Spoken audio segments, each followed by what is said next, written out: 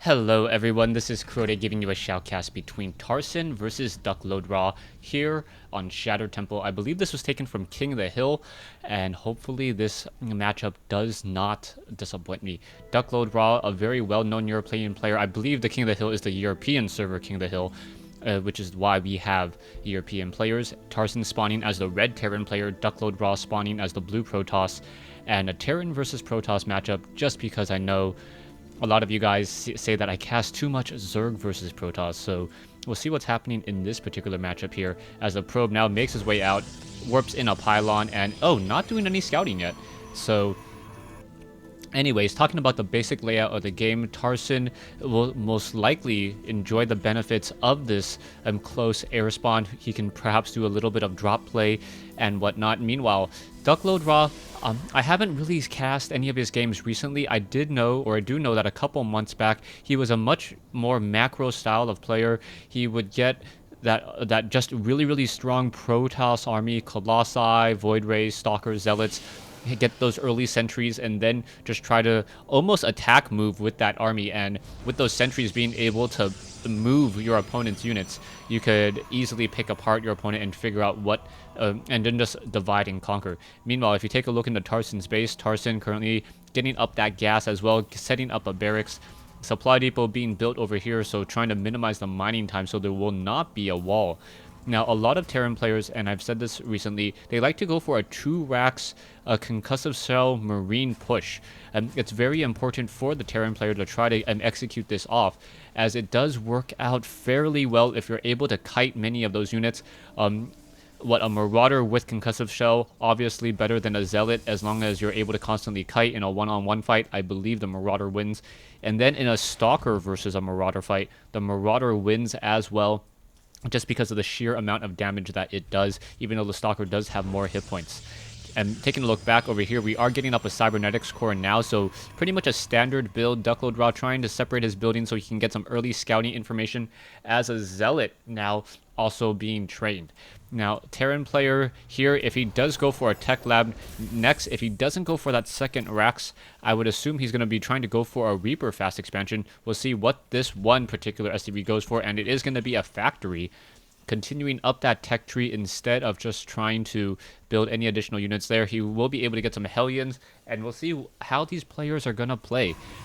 Try to make some predictions sometimes, but it's very difficult, especially with players that you're not that familiar with. The Cybernetics core is now done. The Stalker should be trained up in just a moment, as that SCV now trying to run home. There are 2 Marines on the low ground, now adding a reactor. So this may just be straight up tank marine play. Tank marine play does work out fairly well if you try to run it even off of one base. You can constantly just produce more and more tanks. Those tanks work out very well in that they have just superior range, and then the Marines try to finish off anything that gets too close. We are now going into a starport, so I take that back. It is going to be Banshee play. Or what I expect to be Banshee play, or perhaps he's going to go for a tech lab and then try to clear out that observer, forcing White Rod to just continue to play in the dark even further. No one has yet set up an expansion yet. I assume that they will be doing so within the next couple of minutes, probably next 2 to 3 minutes, unless they continue to try to run off of this one base play. And from both sides, we are getting that tech lab up now. Factory will lift off, swap places with that starport, and this game is now fully underway as we figure out what Tarson's trying to go for. So both players macroing up a decent-sized army and not expanding. So this is a little bit curious to me. We are going to be getting 4 gateways and a warp prism. So DuckloadRa going into warp prism play, and I have seen DuckloadRa do some very interesting things with warp prism. It usually works out very well against, say, Zerg players who try to take that very fast natural expansion, but by not taking that expansion, I think Tarson will actually be able to counter it pretty easily, as long as that force field. Oh, a pylon now warping down over here. That one pylon going to get taken down. Is it going to get canceled by DuckloadRa? It looks like no, it is not canceled. And that is going to be a problem, as we are now getting a warp prism. So Zealots and Stalkers are going to drop straight into the base. I'm surprised that he didn't try to pull back over here. Dropping straight into the base already, and now warping in some additional units as well. So 1 Zealot now warping in. There is 1 Stalker, and that one Stalker going to be a little bit of a problem. The SCVs are turning around, and the Stalkers are now getting destroyed, and the Marines are going to be able to finish off all of those Zealots pretty easily. Down they go. And now out moves across this chasm. This Banshee does. Yeah, we are going to get some Stalkers back over here. They will warp in just in time.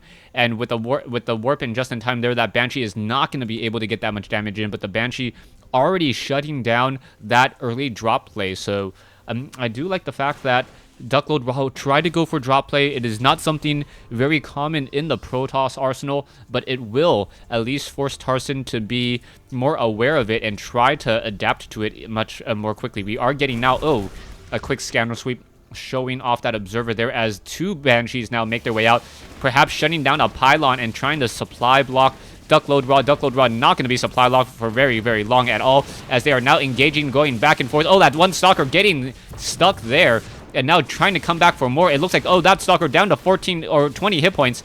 Another round of 14 damage from the Stalker could have brought it down to 6, but no, Tarson doing a good job getting a lot of mileage off of his Banshees there. How an SCV is able to repair a Banshee that's flying so much higher, I don't know, but it does work out well. So now 3 Banshees making their way out, and remember, he doesn't have Cloak, so those observers will be able to spot them.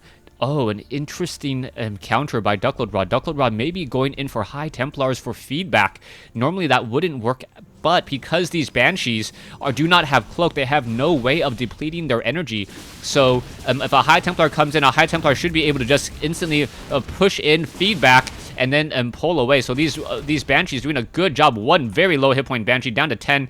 I believe that needs to be backed off, as we are now getting a large group of Marines and Siege Tanks in here, and this is going to be a problem there, as the Banshees are now trying to push in. The Siege Tanks do not have Siege Tech. It doesn't matter. Siege Tanks deal so much damage. A High Templar is in play, so the High Templar should be able to feed back one of those Banshees rather quickly, and then perhaps finish off the second Banshee there, but no Psystorm.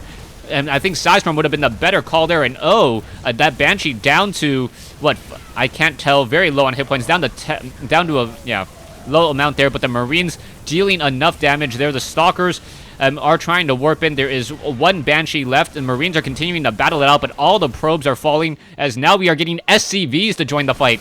So the SCVs want to get in on the action. The 1 Banshee getting low on hit points, and now is it going to get repaired? Oh, not repaired. So I think the SCVs could easily just repair that Banshee, and that Banshee could finish off the battle. So many SCVs coming in from Tarson, as there was a drop coming in from DuckloadRa's base, so that is the reason why.